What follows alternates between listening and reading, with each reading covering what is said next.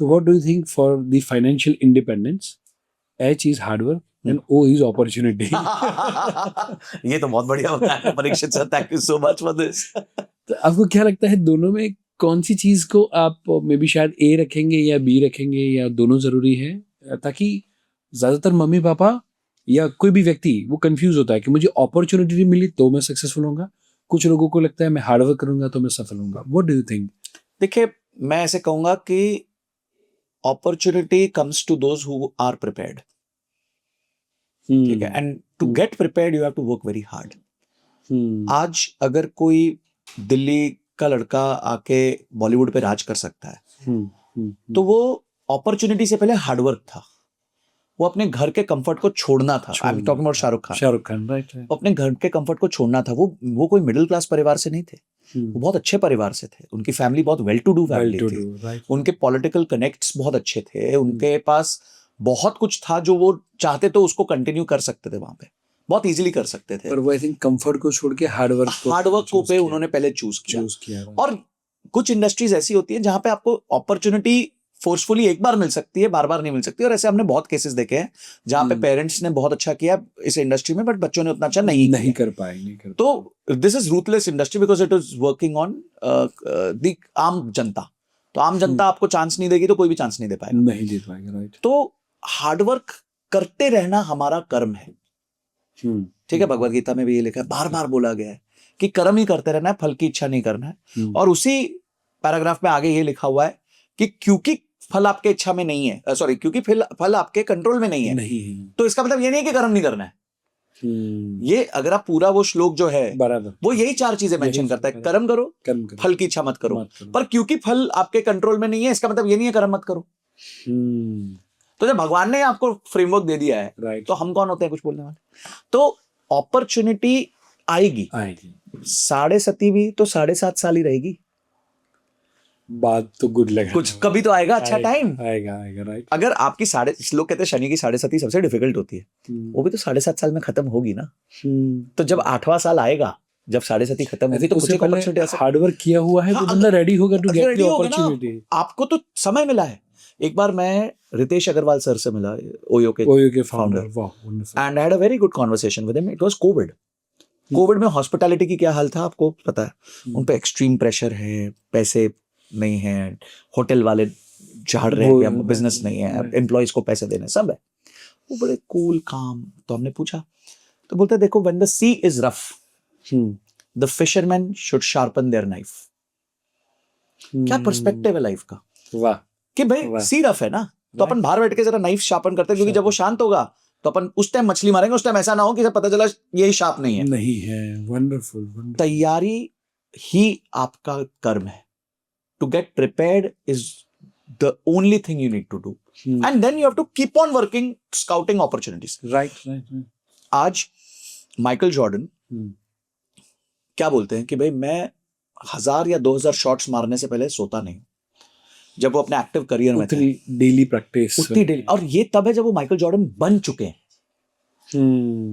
ठीक है। हमारे प्राइम मिनिस्टर साहब प्राइम मिनिस्टर बनने के बाद 18 घंटे काम कर रहे हैं। राइट। प्रधानमंत्री बनने से पहले वो 18 घंटे काम कर रहे थे, तो लोग कह सकते थे प्रधानमंत्री बनना चाहते थे इसलिए 18 घंटे काम कर रहे हैं। वो प्रधानमंत्री बनने के बाद 18 घंटे काम कर रहे हैं। आई थिंक मैं बीच में शाहरुख खान का एक इंटरव्यू, क्योंकि आपने वो ये नाम दिया, तो उन्होंने बड़ी प्यारी सी बात बोली कि लोग सफल होने के लिए काम करते थे। बोला why you are King Khan. Yes. तो बोले कि लोग सफल होने के लिए मेहनत करते हैं, बट एक बार सफलता मिल जाए फिर वो कंफर्ट जोन में आ जाता है। एंड मैं वैसा बंदा हूँ, टेढ़ा बंदा हूँ, कि जो सफलता मिलने के बाद पहले जितना किया था उससे ज्यादा काम करो, ताकि मैं नीचे ना गिर जाऊं। और क्योंकि उन्होंने अपने वहां बॉलीवुड में बहुत सारे केसेस देखे हैं। बिजनेस में हमने देखा है जो नाम एक समय पे मतलब भगवान के वो कहते हैं तुलना में होते थे, कैसे बिजनेसेस खत्म हो गए। तो आपका कर्म करते रहना ये आपका फर्ज है, ठीक है। तो आप कर्म पे फोकस करिए, अपॉर्चुनिटी स्काउट करिए, नहीं मिलिए तो रात को आइए, भगवान को थैंक यू बोलिए और अगले दिन फिर से उठ के कर्म कीजिए। और कितने साल करना है मुझे नहीं पता, हो सकता है 20 साल करना पड़े। दशरथ मांझी को कितने साल वो 6 नहीं हथौड़ा लेके लगा रहा 30 साल, तब उसकी सड़क बनी। बराबर। जब तक तोड़ेगा नहीं तब तक छोड़ेगा नहीं। तो आपको कुछ तो पकड़ना पड़ेगा ना लाइफ में, और उसका रिजल्ट इतना बड़ा मिलेगा आपको, इतना बड़ा मिलेगा कि आप फिर सोच भी नहीं सकते। और आई थिंक मुझे लगता है हार्डवर्क के लिए और इन्वेस्टमेंट के लिए भी मुझे लगता है थोड़ा वो करते ही रहना पड़ेगा, तभी जाके वो वही पहाड़ बनता है, पहाड़ बनेगा, वही बहुत बड़ा पहाड़ बन जाता है। It applies to everything, it applies to your life, it applies to your business, it applies to your job, profession, and it applies to investments. So हमने बात करी हार्डवर्क के बारे में, हमने बात करी अपॉर्चुनिटी के बारे में।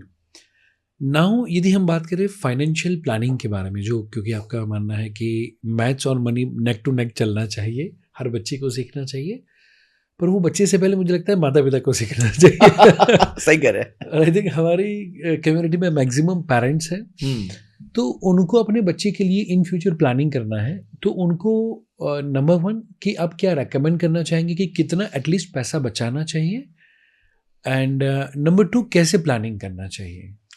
देखिए कैसे कितना पैसा बचाना चाहिए थोड़ा बाद में लेता हूँ। ओके, पहले हम पेरेंट्स क्या मिस कर रहे हैं उसको डिस्कस कर लेते हैं। Discuss, perfect.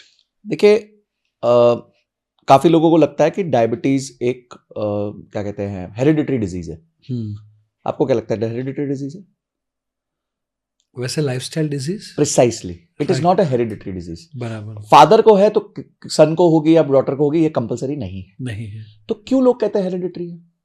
क्योंकि दोनों एक ही डिनर टेबल पे बैठ के एक ही तरीके का खाना खाते हैं, वो हैबिट इनकलकेट हो गई है, वो सेम फूड इनकलकेट हो गया। हाँ, तो मनी में भी यही है, money habits are also hereditary.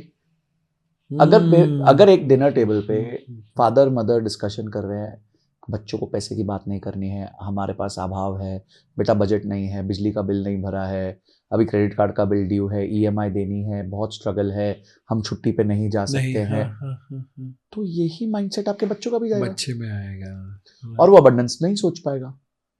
और क्या अबंडेंस एग्जिस्ट करता है? बिल्कुल करता है, क्योंकि 75% जो व्यापारी बिजनेसमैन हैं आज दुनिया में वो फर्स्ट जनरेशन एंटरप्रेन्योर्स हैं। 75%। 4 लोगों को खड़ा करो, 3 उनमें से फर्स्ट जनरेशन है। आप दुनिया की सबसे बड़ी कंपनीज देख लीजिए, एनवीडिया का मालिक बर्तन धोता था रेस्टोरेंट में, वो वहां से आया, आज $5 ट्रिलियन की कंपनी का मालिक है। ठीक है, अमेज़न का फाउंडर फर्स्ट जनरेशन है, एप्पल का फाउंडर फर्स्ट जनरेशन है, माइक्रोसॉफ्ट का फाउंडर फर्स्ट जनरेशन है, धीरू भाई फर्स्ट जनरेशन थे। राइट। ठीक है, अडानी फर्स्ट जनरेशन है, गौतम अडानी फर्स्ट जनरेशन है।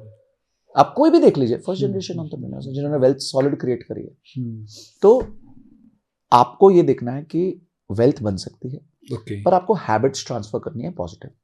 अब पेरेंट्स क्यों ये सब डिस्कशन करते हैं और क्यों वो राइट डिस्कशन नहीं कर पाते? क्योंकि वो फाइनेंशियली एजुकेटेड नहीं है।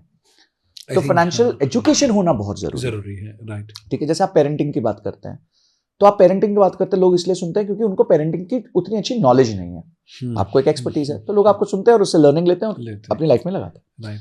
अब मुझे लगता है पेरेंटिंग का एक बहुत इंपॉर्टेंट एलिमेंट है, वो है कि बच्चे को मनी की इंपॉर्टेंस समझाना, पर नॉट एज अ टूल की नहीं बेटा इसके बारे में बात नहीं करेंगे, एज अ टूल कि ज्यादातर लोग टैबू मानते हैं। हाँ, टैबू मानते हैं। Middle class families don't want to discuss about money, and फिर जब वो 22-25 साल का हो जाएगा, अरे यार तुम्हें समझ नहीं आ रही पैसे के बारे में। अरे आपने समझाया क्या उसको?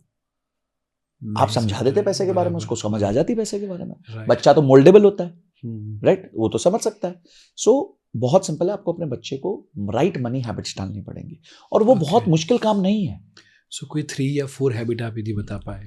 देखिए, जैसे मैं अपने बेटे के साथ क्या करता हूँ, 11 ईयर ओल्ड, सबसे पहले हमने उसको पॉकेट मनी बनाई हुई है। ओके, ठीक है, which is 2000 rupees per month, कि उसको 2000 रुपये पर मंथ मिलेगा। ठीक है, अब ये 2000 रुपये पर मंथ में उसकी चॉइस है, उसको क्या करना है, कपड़े खरीदने हैं, सेविंग्स करनी है, क्या करना है। अब सडनली वो आएगा, बोलेगा मेरे को ये चीज खरीदनी है जो 10,000 रुपए की है, फॉर एग्जाम्पल। तो अब 10,000 रुपए की चीज खरीदनी, तो बेटा आपको कितने महीने वेट करना पड़ेगा? 5 महीने वेट करना पड़ेगा। चलो आप एक काम करो, आप 5 महीने नहीं वेट कर सकते, आप 2.5 मंथ्स वेट कर लो, आपके पास 5,000 हो जाएंगे, और मैं 5,000 दे दूंगा, इक्वल मैचिंग दे दूंगा। ओके, ठीक है, राइट। इसी बहाने वो 2.5 महीने वेट करेगा। अब वो उस 2.5 महीने में 1 रुपया भी कहीं और नहीं खर्च करेगा, ना वो कोई कैप लेगा, ना कोई शर्ट लेगा, ना कोई जूता लेगा, ना कोई बाहर जाएगा, कुछ भी नहीं करेगा, क्योंकि उसको ये गोल की भाई उसको वो पूरा खर्च करना है। मेरे पापा मेरे को 5,000 दे देंगे, मेरे को 5,000 रुपए बचाने हैं मेरी गुल्लक में। तो उसको डिलेड ग्रेटिफिकेशन समझ आ गया। सबसे पहली चीज डिलेड ग्रेटिफिकेशन। सेकंड, बजटिंग समझ आ गया कि मैं पैसे को बजट कैसे करूं, क्योंकि मेरे पास वही 2,000 रुपए है, मेरे को इसी से गाड़ी चलानी है। बराबर। तो वो समझ जाएगा कि मेरे को क्या करना है, 2.5 महीने खर्च नहीं करना है, जब मैं खर्च करूंगा तो मुझे किस तरह खर्च करना है, मुझे कुछ कुछ सेव भी करना है। ठीक है। नेक्स्ट चीज जो हम कहते हैं कि आपको अपने बच्चों के साथ आरओआई ओरिएंटेड डिस्कशन करना चाहिए। ओके, ठीक है। ओके। फॉर एग्जाम्पल, मेरा बेटा आया, he is a gamer, he wants to be in competitive gaming, तो मेरे को आके बोला dad I need a laptop. तो लैपटॉप कितने का है? 2 लाख रुपए का है, क्योंकि गेमिंग लैपटॉप है, हाई स्पेक्स लैपटॉप है। अब मेरे लिए उसको लेके देना डिफिकल्ट तो इतना नहीं है कि मैं खरीद के दे ही सकता हूं, पर मैं नहीं देता। मैं पहले उसको पूछता हूं कि इसका तू करेगा क्या। ओके। ये तेरे को कैसे हेल्प करेगा तेरे करियर में, तो इसका क्या यूज करने वाला है, इसमें क्या चीजें एग्जिस्ट करती हैं, इसका कौन सा फीचर है जो तेरे पास आज नहीं है, इसका वो फीचर तेरे को लाइफ में क्या काम आने वाला है। तू आज इधर रैंक पे है, अगले 2-3 साल में इस लैपटॉप को यूज करके तू कहां पहुंचेगा। ये सारी चीजें आई थिंक उसको मुझे जस्टिफाई करनी है। लॉजिकल क्वेश्चन से वो जस्टिफाई करना चाहिए, तो ही चीज उसको मिलेगी। Yes, wonderful. मैं मेरे को चाहिए उससे नहीं मिलेगी, तो नहीं मिलेगी।